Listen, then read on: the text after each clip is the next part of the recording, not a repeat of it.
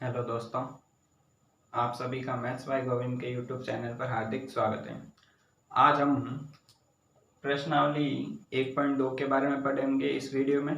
ठीक है, चलिए शुरू करते हैं इस प्रश्नावली को। प्रश्न संख्या 1 कह रहा है, निम्नलिखित संख्याओं को अभाज्य गुणनखंडों के रूप में व्यक्त कीजिए। क्या करना है, इसको अभाज्य गुणनखंडों के रूप में व्यक्त करना है। ठीक है, अभाज्य गुणनखंड मतलब कि इसमें क्या करना है, जैसे ये इसका फर्स्ट क्वेश्चन है। क्या है, फर्स्ट है 140। क्या है, 140। तो इसमें अभाज्य संख्याओं के रूप में चेंज करना है, अभाज्य संख्याओं के गुणनखंड में।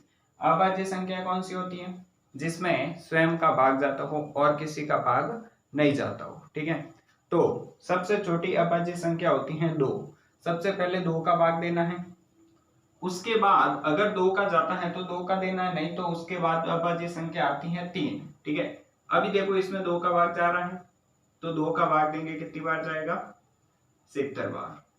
फिर और 70 में 2 का भाग जा रहा है, कितनी बार जाएगा, 35 बार। अब 35 में 2 का भाग जाता है नहीं, तो अपन देंगे इसमें 3 का भाग। 3 का देखते हैं, 35 में 3 का भाग भी नहीं जाता है, क्योंकि 3 के पहाड़े में 35 आता नहीं है। 4 का देंगे नहीं, क्योंकि 4 भाज्य संख्या है। उसके बाद में बचेगा 5। 5 का भाग जा रहा है इसमें, 5 का भाग जाएगा कितनी बार, 7 बार।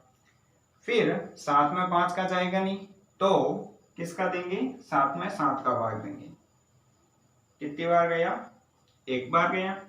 तो अब 140 के अभाज्य गुणनखंड क्या हो जाएंगे, 2 इंटू 5 इंटू 7, जिसको अपन ये भी लिख सकते हैं 140 बराबर क्या लिखेंगे, 2 कितनी बार आ रखा है, यहाँ पे 2 बार आ रखा है।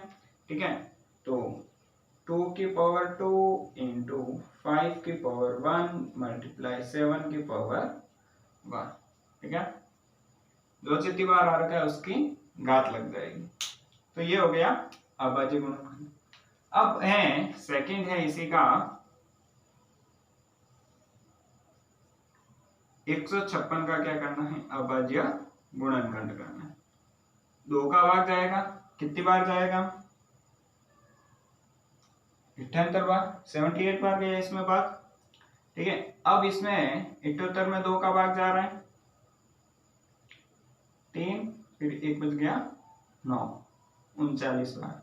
फिर 39 में 2 का जाएगा नहीं, 3 का भाग, कितनी का जा रहा है, 3 का भाग जा रहा है कितनी बार, 13 बार। फिर 13 में जाएगा वापस 13 का, और किसी का नहीं जाता है। ठीक है, तो अब 156 को 156 इक्वल क्या हो जाएगा, 2 की पावर 2 मल्टीप्लाई 3 मल्टीप्लाई 30। ठीक है, 2 कितनी बार आ रखा है, 2 बार, तो 2 की घात 2 इंटू 3 एक बार है इंटू 13। ठीक है, अब है ऐसे कैसे इसका भी करना है अपने को, 3825।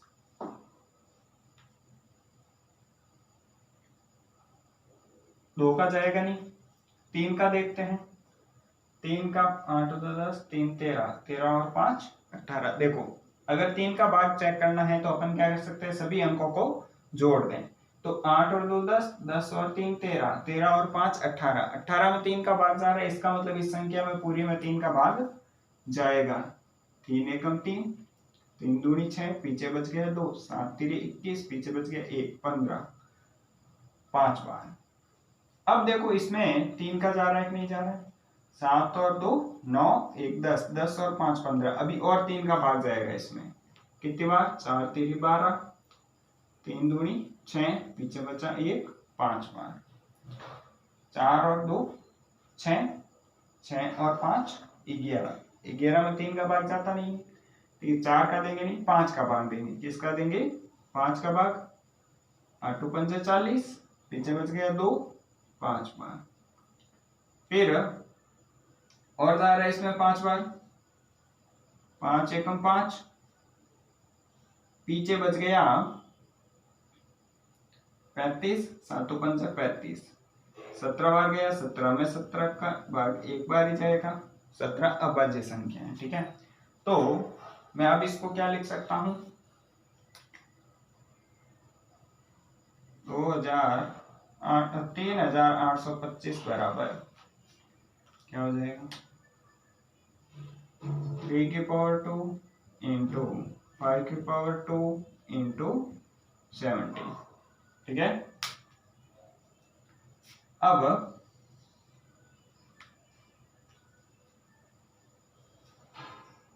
5005 को भाग देना है, 5 से जा रहा है, 5 का भाग जा रहा है इसमें एक बार। अब देखो इसमें 7 का भाग जाएगा क्या, देखते हैं, 7 एकम 7, पीछे बच गया 3, 7 चौक 28, पीछे बच गया 2, 7 3 21 जा रहा है, तो 7 का भाग गया 7 एकम 7, पीछे बचा 3 0, 30 में 7 का गया 7 चौक 28, पीछे बच गया 2, 7 3 21, 143 में अब देंगे अपन भाग, इसमें जाएगा देखो 11 का भाग जा रहा है, 11 एकम 11, पीछे बच गया 3 33, तो 11 तिया 33, 13 का जा रहा है एक बार, तो क्या लिखेंगे 5005 5 इंटू 7 इंटू 11 इंटू 13। अब इसी तरह से क्या करना है, 7429 का भी अभाज्य गुणनखंड करना है। ठीक है, 7429 भाग 2, 7 और 4 11, 11 और 12 13, 13 और 9 कितना हो रहा है 22, तो इसमें तो 3 का जाएगा नहीं। ठीक है, तो अब क्या करेंगे अपन, इसमें 2 का जा नहीं रहा है, 3 का जा नहीं रहा है, 5 का तो जाना ही नहीं है। ठीक है, फिर देखो 7 का भाग देखते देखते हैं, तो 7 एकम 7, फिर बच जाएगा 0, 7 पंजा 35, पीछे बच गया 7, जाएगा नहीं, फिर देंगे अपन 11 का। अब हम इसमें देंगे भाग 17 का भाग देंगे। ठीक है, 17 का भाग देखो जाएगा इसमें 17 चौक 68, पीछे बच गया 6 और 2, तो 17 एकम 17, 17 2 34, 17 3 51, 17 चौक 68, 68 ज्यादा हो जाता है। ठीक है, तो 17 3 51, पीछे बच गया 62 में से 51 गया, पीछे बच गया 11 और 17 7 119, फिर इसमें देखो 17 का जाएगा नहीं, 17 एकम 17, 17 2 34, पीछे बच रहा है 9 9 और 7 97, 97 में 17 का जाता नहीं है, 19 का भाग देके देख रहे हैं, 19 एकम 19, 19 2 38, पीछे बच गया 5, 19 3 57, 3 बार जा, और फिर 23 का भाग जा रहा है एक बार। ठीक है, तो क्या लिखेंगे इसको,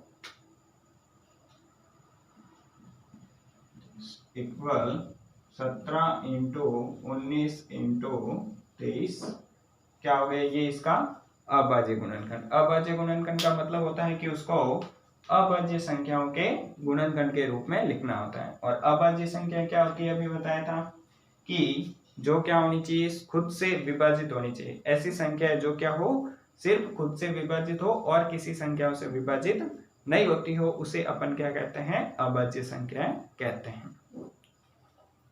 प्रश्न संख्या 2, पूर्णांकों के निम्नलिखित युग्मों के लिए एचसीएफ और एलसीएम ज्ञात कीजिए तथा इसकी जांच कीजिए कि दो संख्याओं का गुणनफल एचसीएफ इंटू एलसीएम है।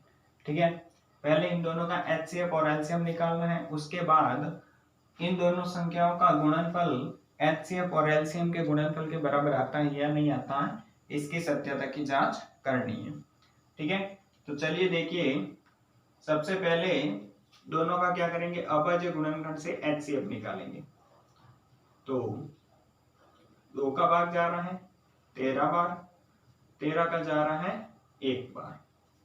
फिर 91 में 2 का जाएगा नहीं, 3 का जाएगा नहीं, 5 का जाएगा नहीं, उसके बाद किसका जाता है?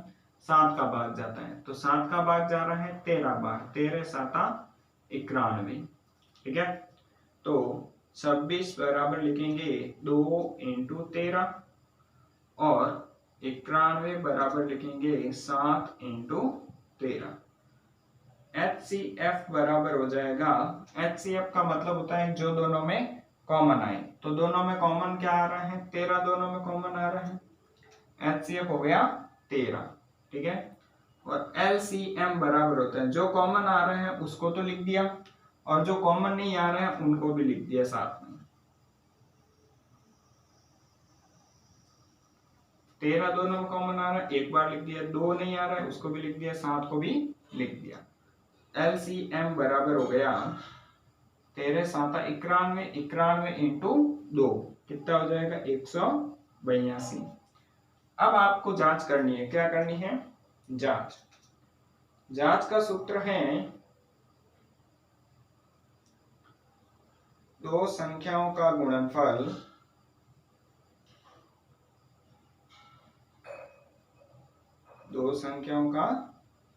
गुणनफल बराबर HCF × LCM।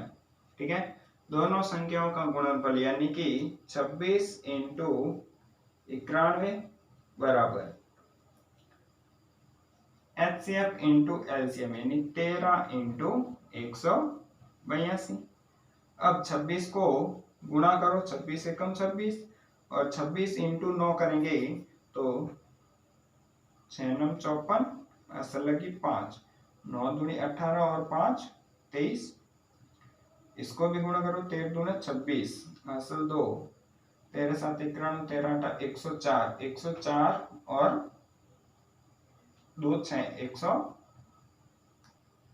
13 कम 13 13 2 26, असल लगी 2, 13 8 104, 104 और 2 106, असल लग गई 10, 13 और 10 23। यहाँ पे असल आएगी 2 आएगी। ठीक है, तो 23 26 इक्वल 23 26 यानी दोनों बराबर आ रहे हैं। ठीक है, दोनों संख्याओं का गुणनफल बराबर HCF × LCM हो जाएगा। अब इसी प्रकार 510 का भी निकालेंगे, 2 का भाग जा रहा है 2 बार, पीछे बच गया 5। अब 5 का भाग जाए 3 का दे रहे हैं, 3 का जाता है क्या? 5 और 2 7, 7 और 5 12, 3 का जाएगा इसमें 8 3 24, पीछे बच गया 1 15 यानी 5 बार। फिर जाएगा 5 का भाग,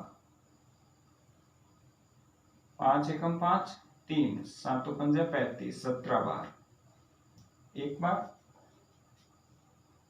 92 में भाग दिया, 2 का जा रहा है, कितनी बार जाएगा? 4 पीछे 46 बार। फिर 2 का जा रहा है 23 बार, 23 का एक बार। ठीक है, अब HCF बराबर, मैं सीधा ही कॉमन ले रहा हूं यहाँ पे। ठीक है, पहले क्या करना है, ये दोनों का अविभाज्य गुणनखंड लिखना, उसके बाद HCF लेना। HCF कितना हो जाएगा? 2 आ रहे हैं दोनों में कॉमन, चलो 2 आ रहे हैं, और कोई आ रहा है क्या? और कुछ नहीं आ रहा है, इसका मतलब HCF क्या हो गया? 2। और LCM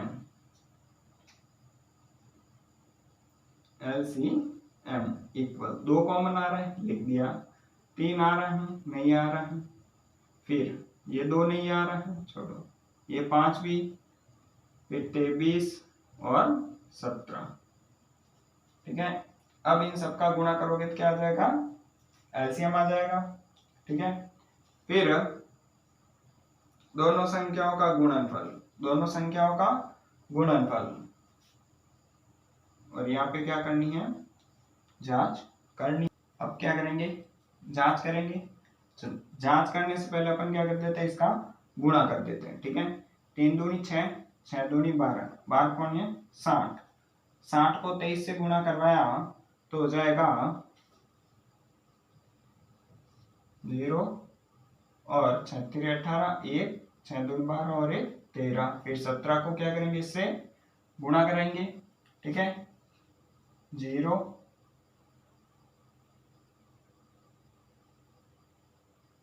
17 8 136। फिर 17 कम 17 17 2 34 37 51, 51 प्लस 13 51 और 10 61, 61 और 3 64 का 4 अस लगी 17 17 एकम 17 17 और 6 17 प्लस 6 कितना हो जाएगा 23।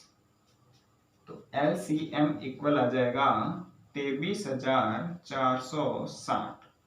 जांच करनी है दोनों संख्याओं का गुणनफल, यानी 510 इंटू 92 बराबर HCF इंटू LCM।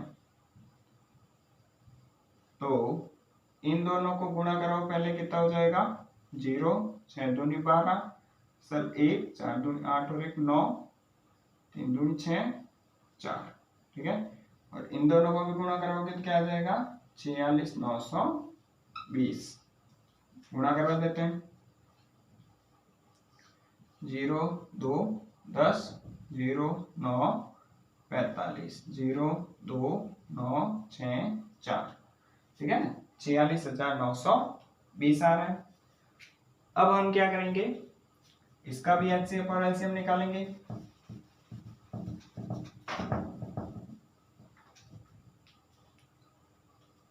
तीन 336 और 54 का LCM। तो सबसे पहले अभाज्य गुणनखंड करेंगे। 336 6 आया हुआ पीछे, 2 का भाग जा रहा है, 2 एकम 2, पीछे बच गया 1 13, 13 में 6 का भाग 2 का भाग जा रहा है 6 बार, 6 दूनी 12, पीछे बच गया 1 और 6 यानी 16, तो 8 बार। फिर 2 का भाग जाएगा 84 बार, फिर 2 का भाग जाएगा 42 बार, फिर 2 का भाग गया 21 बार, 21 में 3 का जाता है 7 बार, फिर 7 का जाएगा 1 बार। फिर 54 का भी अभाज्य गुणनखंड करेंगे 27 बार, 27 में 3 का गया 9 बार, फिर 3 का गया, फिर 3 का भाग गया 1 बार। ठीक है, HCF इक्वल हो जाएगा, जो कॉमन आ रहा है उसको एक बार ले लो, और 2 कोई कॉमन नहीं आ रहा, फिर 3 आ रहा है, इसमें भी 3 आ रहा है, तो 3 दूनी 6। ठीक है, और LCM इक्वल हो जाएगा, जो कॉमन आ रहा है वो तो लेना ही है, जो कॉमन नहीं आ रहा है उनको भी लेना है। तो ज्यादा से ज्यादा बड़ी से बड़ी 2 की घात 4 इंटू 3 की घात 3 इंटू पीछे बच गया 7, तो 2 की घात 4 हो जाएगा 16 इंटू 3 की घात 3, 3 की घात 3 हो जाएगा 27 इंटू 7। अब क्या करेंगे, तीनों को गुणा करवा देंगे। ठीक है, 16 16 चक्का 16 7 112 16 7 112 इंटू 27। अब क्या करेंगे, 112 को 27 से गुणा करना है।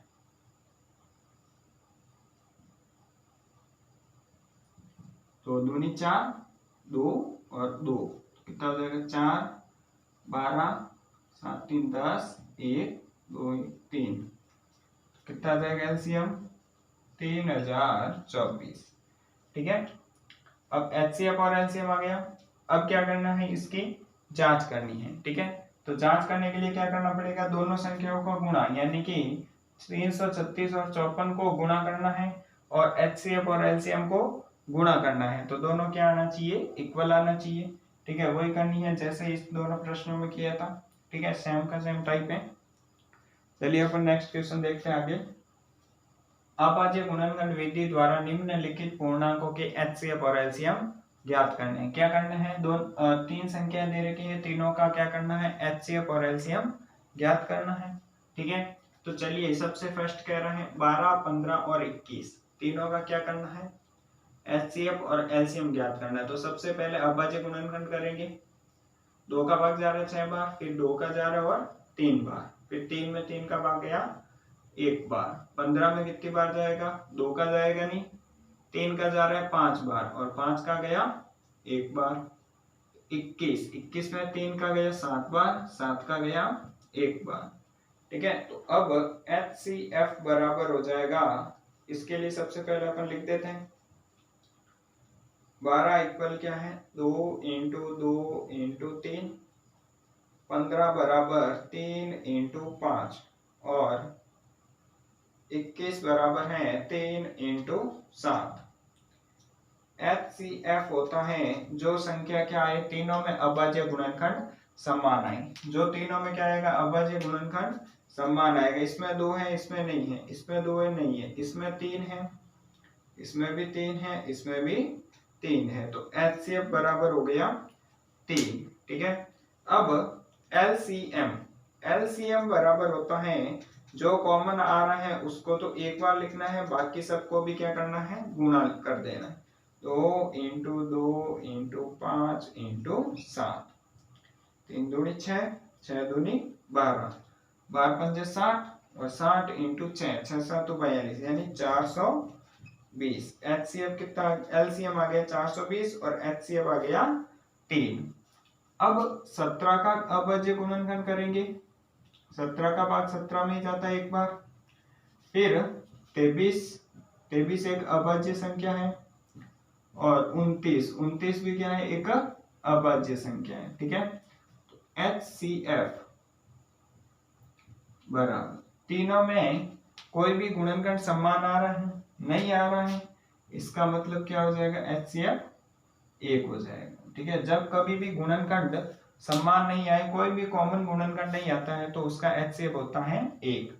अब यहाँ पे LCM निकालना है। क्या निकालना है LCM में होता है कि जो कॉमन आए वो तो लेना ही है, जो कॉमन नहीं आए उनको भी लेना है। यानी 17 इंटू 23 इंटू 29, तो 17 को 23 से गुणा किया, 7 21, 2 7 14 15 16, 3 2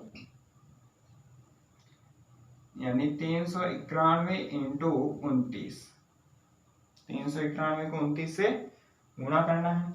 ठीक है। अब क्या करेंगे 391 को 29 से गुणा करवा दो,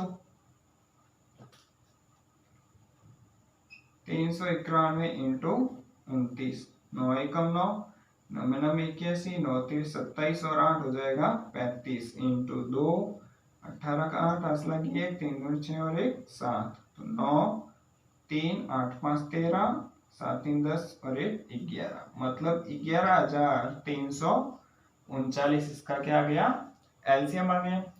अब क्या करना है इन तीनों का LCM निकालना है, HCF निकालना है। 2 का भाग जा रहा है 4 बार, कितनी बार जा रहा है 4 बार, फिर 2 का जा रहा है 2 बार, फिर 2 का जा रहा है 1 बार, 9 के लिए भी 3 का जा रहा है 3 बार, 3 का जा रहा है 25, 5 का जा रहा है 5 का जा रहा है 1 बार।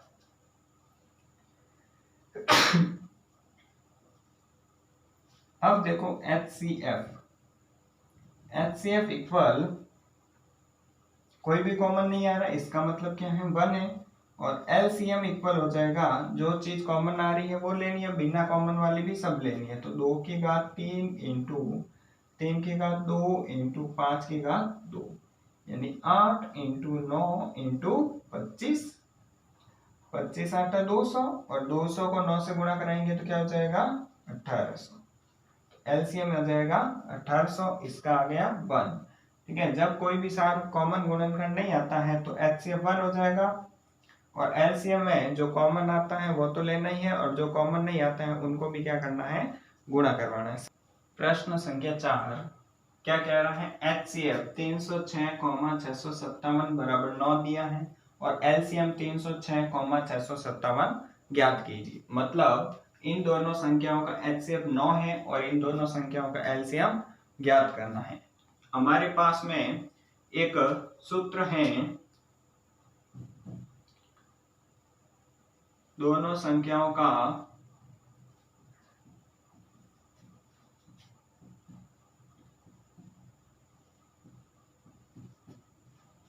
गुणनफल बराबर HCF इंटू LCM। ठीक है। ये सूत्र है। तो दोनों संख्याएं क्या है हमारे पास 306 इंटू 657 बराबर HCF है 9 इंटू LCM फाइंड करना है। अब 9 मल्टीप्लाई में है, ये 9 मल्टीप्लाई में है, कहाँ आएगा, डिवाइड में आ जाएगा।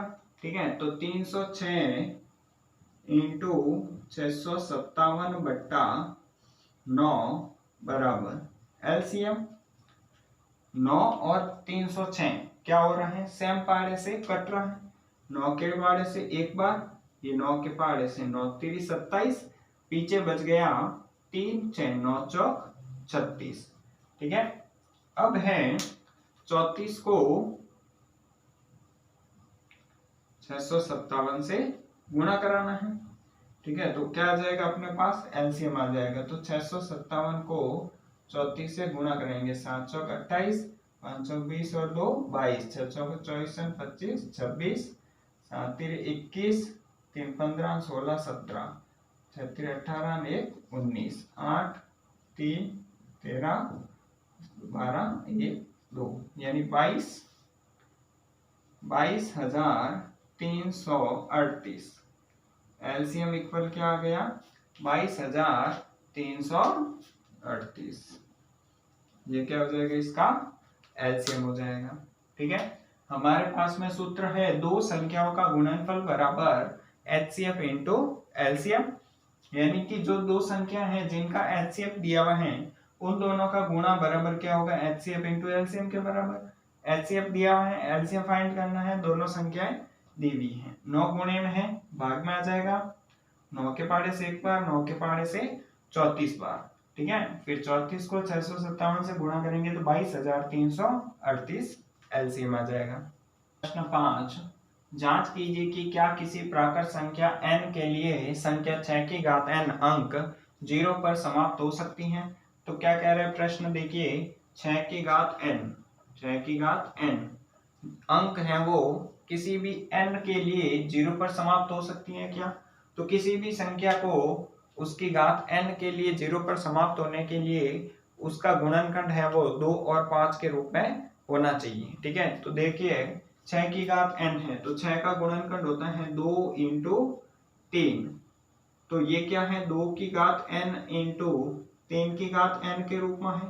तो इसमें 2 का गुणनखंड तो है लेकिन 5 का गुणनखंड है क्या, नहीं है। ठीक है, तो यहाँ पे 5 का गुणनखंड नहीं है, क्या लिखेंगे, चूंकि 6 की घात n में 2 की घात n और 3 की घात n के गुणनखंड के रूप में है लेकिन 5 की घात के गुणनखंड के रूप में नहीं है, अतः यह संख्या n के किसी भी मान के लिए 0 पर समाप्त नहीं हो सकती है। जो संख्या है उसका अंक है वो 0 पर समाप्त नहीं हो सकता है।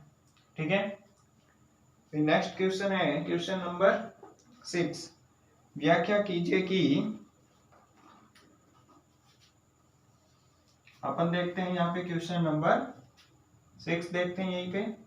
ठीक है, चलिए 7 इंटू 11 इंटू 13 प्लस 13 और दूसरी संख्या है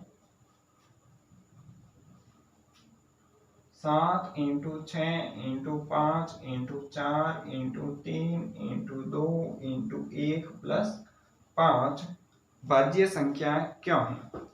क्या दर्शाना है कि ये दोनों संख्या भाज्य संख्याएं क्यों है। ठीक है, तो देखिए सबसे पहले 7 इंटू 11 इंटू 13 प्लस 13, यहाँ पे तो गुणे में लेकिन यहाँ पे क्या आया हुआ है, बीच में प्लस आया हुआ है। तो जहां प्लस होता है वहां से अपन क्या कर सकते हैं, कोई भी संख्या कॉमन ले सकते हो। तो यहाँ पे बचेगा 7 into 11 plus 1, 13 into 11 7 77 plus 1, 13 into 78। तो अब ये संख्या क्या होगी, 13 से भी विभाज्य है और 78 से भी विभाज्य है। तो कोई भी संख्या स्वयं और 1 के अलावा किसी अन्य संख्या से विभाजित होती है तो वह संख्या क्या होती है, भाज्य संख्या होती है। तो इसमें क्या कह सकते हैं कि इसका एक अतिरिक्त अभाज्य गुणनखंड या इसका गुणनखंड 13 है, जो इसलिए यह एक भाज्य संख्या है। इसमें भी देखिए यहाँ पे 5 आ रहे हैं, यहाँ पे भी 5 आ रहा है, दोनों में से 5 कॉमन लेंगे तो इसका एक गुणनखंड क्या आ रहा है, 5 आ रहा है, अतः यह भी क्या हो जाएगी, एक भाज्य संख्या हो जाएगी। चलिए दोस्त, अब प्रश्न संख्या 7 देखिए, प्रश्न संख्या 7 क्या है किसी खेल के मैदान के चारों ओर एक वृत्ताकार पथ है और इस मैदान का एक चक्कर लगाने में सोनिया को 18 मिनट लगते हैं, जबकि इसी मैदान का एक चक्कर लगाने में रवि को 12 मिनट लगते हैं। मान लीजिए वे दोनों एक ही स्थान और एक ही समय पर चलना प्रारंभ करके एक ही दिशा में चलते हैं, कितने समय बाद वे पुनः प्रारंभिक स्थान पर मिलेंगे। ठीक है, देखो सोनिया को कितने मिनट लगते हैं, 18 मिनट। कितना लगता है, 18। मान लो सोनिया को है 18 मिनट, ठीक है, और सोनिया ये हो गई, ये है रवि, रवि को मिल रहे हैं 12 मिनट। कितने लगते हैं इसको, 12 मिनट। ठीक है, अब पूछा है कितने समय बाद वे पुनः प्रारंभिक स्थान पर मिलेगी। तो जब अपने को ये पूछे कि कितने समय बाद मिलेगी या फिर कम से कम, न्यूनतम या छोटे से छोटा पूछेगा, ठीक है, तो उस समय अपने को क्या करना पड़ेगा, एलसीएम निकालना पड़ेगा। तो यहाँ पे पूछा है कि भाई वो कितने समय बाद, तो कम से कम कितने समय बाद होगा, तो इसमें क्या निकालेंगे, एचसीएफ निकालेंगे। ठीक है, क्या निकालेंगे, एचसीएफ। तो 18 को 2 से भाग दिया, कितना आ गया, 9, फिर 3 का गया 3 बार, 3 का गया 1 बार, 12 का अभाज्य गुणनखंड करेंगे 2 बार, 2 का गया 6 बार, फिर 3 का गया 2 का जा रहा और 3 बार, और 3 का गया 1 बार। 18 में क्या है, 2 इंटू 3 इंटू 3, और 12 में क्या है, 2 इंटू 2 इंटू 3। अब एलसीएम निकालना है। एलसीएम का मतलब क्या होता है, जो कॉमन आ रहा है वो तो लेना ही है। इसमें ये दोनों कॉमन आ रहा है और ये दोनों कॉमन आ रहा है, तो 2 इंटू 3 तो हो गया, फिर जो पीछे बचे उनको भी लिख दो, ये 3 इंटू 2, 3 दूनी 6, 6 3 18, और 18 का 18 2 36। अतः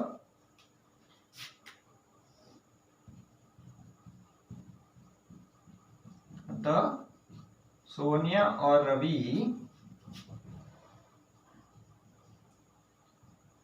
36 मिनट बाद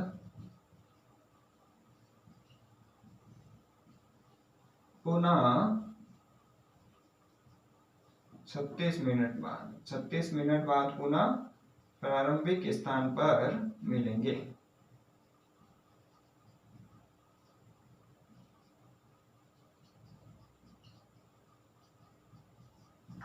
क्या करेंगे, प्रारंभिक स्थान पर 36 मिनट बाद दोनों मिलेंगे। ठीक है, इस प्रकार ये अपनी प्रश्नावली 1.2 कंप्लीट हो गई है, जिसके सातों प्रश्न मैंने एक साथ में करवा दिए हैं। वीडियो के अंत तक बने रहने के लिए आपका बहुत बहुत धन्यवाद। अगर वीडियो आपको अच्छा लगा है तो इसे लाइक कीजिए, शेयर कीजिए, और चैनल को अभी तक आपने सब्सक्राइब नहीं किया है तो इसे सब्सक्राइब कीजिए, और कमेंट में जरूर बताएं कि आपको वीडियो कैसा लगा है। धन्यवाद।